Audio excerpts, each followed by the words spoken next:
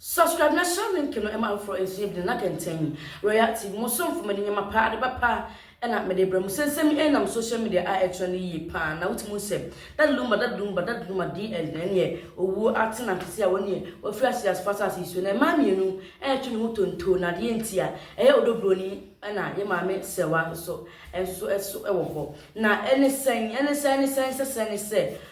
maame sewa na say or a wedded wife, I want no. I saw dear, finally, soon, ya want no. I say, I walk out to Bremu. Now, quite a bad time, a buam, now a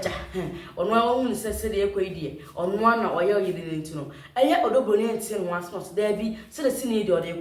cause nice, a quarter was only a man, his son said, and mamma pardon more, I will be our home. Now, dear Frodo Bonimu de Mupada, make Kaiser, or Boni, a pint time for my own singer. I no do you don't number I won't see him. Now when I caught a bad time it was someone ne if you the year 28 free and I caught bad time was and I caught bad time was on the same say odo Broni and a wedded wife say where as no pa ono de wo bo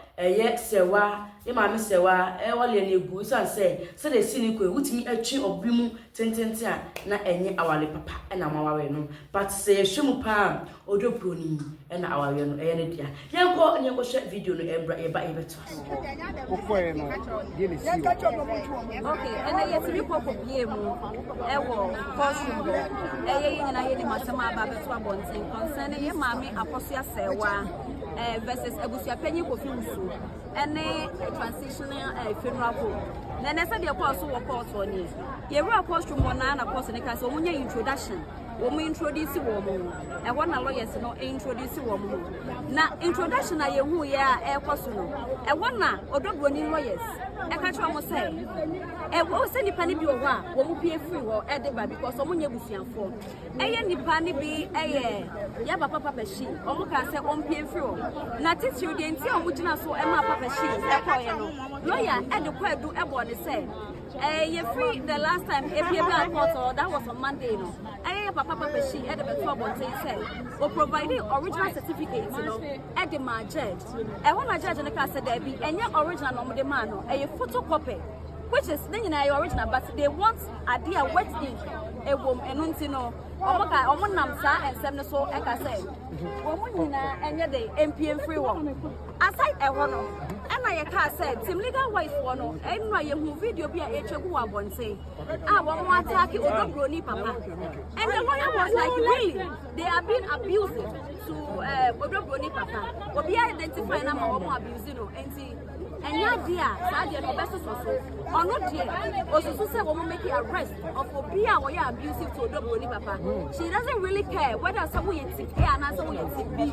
but say be abusive e will be just because of say wo odo Broni papa ne dia she won't accept it and unti no odo Broni lawyers e make a police case na ya nchi san krofo ni nyina omo so de beto abon say e no kwe omo wo eyi wo ho videos a ebe prove say wo be ye so be make arrest no na ene wo hwe judge in the mood after hearing of the abuse in her course na she wasn't really happy and see ye mama AkosuaSerwaa's koma e ko jina adaka nim o jina adaka nim hu so kuta cross e hono bi san say ada wo ye Catholic ni ana no so there bi me nye Catholic me ye Methodist ni no so oh, okay that was just by the way and it almost started say almost to na no na say ene sha ase e koye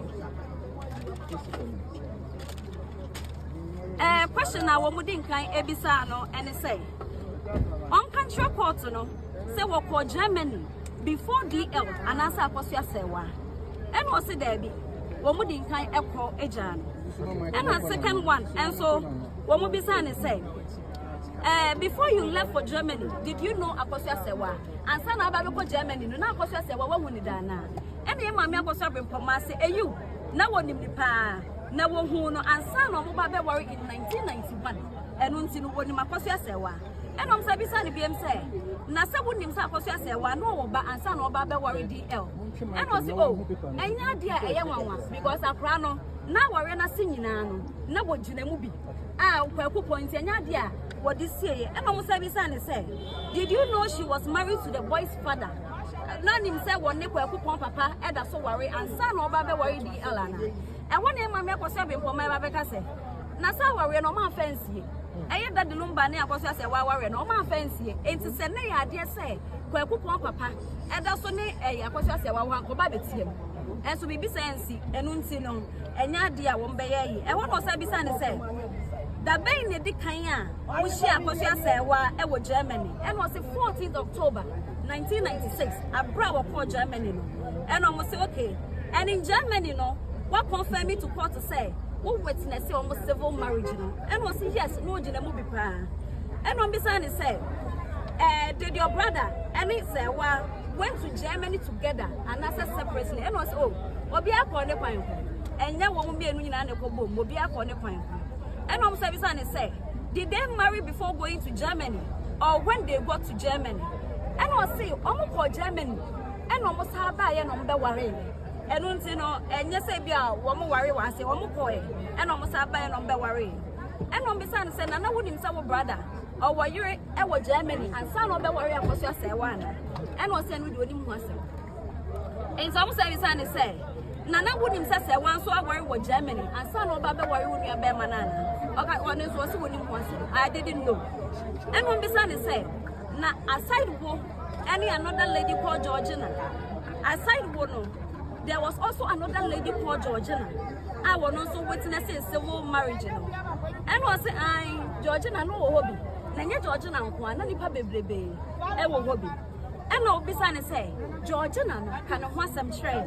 e ho e no ba be cheche ko say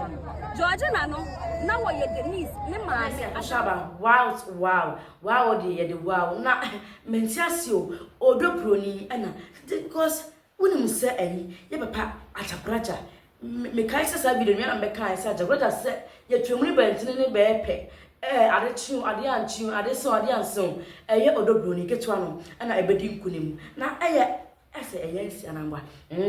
ani aboafo bi na abomaboma marita pepeso na ese na bi aso na do ndo waso na bi na ka ntan se bra na ba ji ndo no bi no woni mu se etu fi wo na so ko se wo je ofa modie na ese sunu na yi edrei na kamafo edemam bako hospital wo hwe wo jam ya de bi wo mo jam wonu he wonu do aye bia ya we na enkodi a pe na bi ma aso ye na ba ji ndo no bi enom etu de ye nto edo no enja ba ko foda ko kam afi wo diabetes ye ka diabetes pa e kuma mafo na so amafo enfo mutinje diabetes ne enu ye wate pe na bi ma aso ye na ba ji diabetes ne bi edro ne bi nanom ni so na ma ne etwegu e wo sukuu na so wetin afre na bi ma enso de enwen bia to da ma ye delivery nti e ma wa mfiri se obefre na bi ma na onso da bro ye ka pressure na se pressure de pressure pa wo pressure amafo ka se pressure wunya pressure heart attack na ye na obi ani wonche wotimi at once nti pressure de ni bi na enum na onso honto ene e obeti ani on the way de bema pa de bema so obetimi am ya from my G my boo sweetheart ani baby de na ese bema power man power ni bi eni ye wonim se ompene power wo beti ni so e de amam enti pe enwani binum na onto sweetheart ani boo G babe nese anya afa ne be fra kofi papa ya kwa me papa ya bonte papa che da bi ma yes serve plate papa so ne mbu aduane so anya afa ne be bie so ma anwanse na ati atese e wo aduane so na onim se adwe wo hu bronya na eba no me pa cho your ba na woni feelings ka se feelings na woni bia me pa cho pe feelings atinka do ne bi enom na onso wonto ma oba wo da won na wo se be ma do